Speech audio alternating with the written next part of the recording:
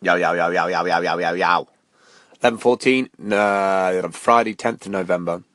And just doing a little post about what worked and what didn't work for audience development using all of the socials for Steamfest in Lisbon. And I kind of wanted to explain a few of the things that worked and what didn't work, and how I had to flip it on its head with kind of going with the flow and adapting with a different kind of event altogether, because normally I'm paid to go there as a fly on the wall for a client to capture all the stuff so that when they do the event next year, they have like audio or video or stuff they can post to say, this is what happened last year. And a lot of events, organisation, companies, digital agencies, they don't really think about that stuff until they're halfway through the year and the client comes back to them and says, oh, we're doing another event. You did a really good job last year. Can you help us put together like, you know, the pre-packaging for the newsletter and the strategy of like, last year was so good, we had 500 people, this year we want to have double the amount.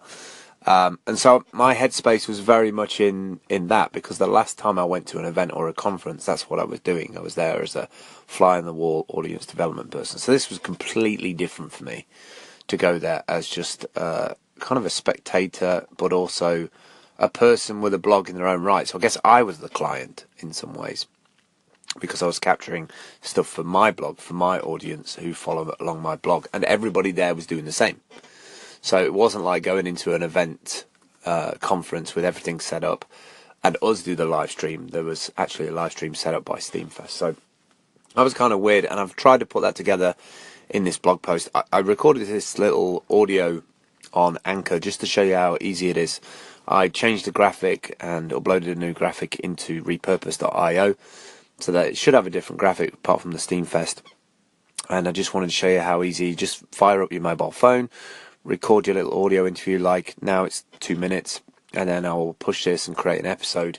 And when I create the episode, it will go off, it'll make the video, put it on YouTube, and then I can embed it in this post, and that'll all happen in the next hour as I'm eating cucumber, hummus, and bits of toast, looking at Dale, focused on her work after 3 hours of logged work with a face mask on, with her shaking her head with her tongue out.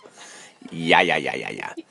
That's pretty much every morning. We really got up early this morning, like 7:30, because we had to crush a bunch of work. I've done like half an hour, 40 minutes this morning for a client, and Dale's like just on full-on crush mode. She'll probably top 6 or 7 hours today, as she does. All right, I will catch you in a bit. Hopefully this blog post explains a lot of making stuff on the go as a mobile maker. I really didn't use a laptop or carry a laptop, but didn't want the extra weight. And while a lot of things worked, there was a lot of things that didn't work. And instead of trying to make them work, you kind of just jettison them and use what works. So the podcasting thing worked better than trying to do video streaming. I didn't want to do video streaming because I felt it was really impersonal to just be like, I'm live, be on the camera, be entertaining. There's lots of people who are like making relationships for the first time or followed people for the first time, and they were there to kind of like find out people face to face rather than just the avatar behind the blog. So I really felt like I didn't want to do that. Plus, one of the sims, we had 2 sims, and one of them didn't work. I didn't want to be in a situation where we burnt through 30 gig and had no connectivity between venues. That would have been an absolute nightmare. So you just got to go with the flow with what works. All right, I'm going to post this and add it to the blog.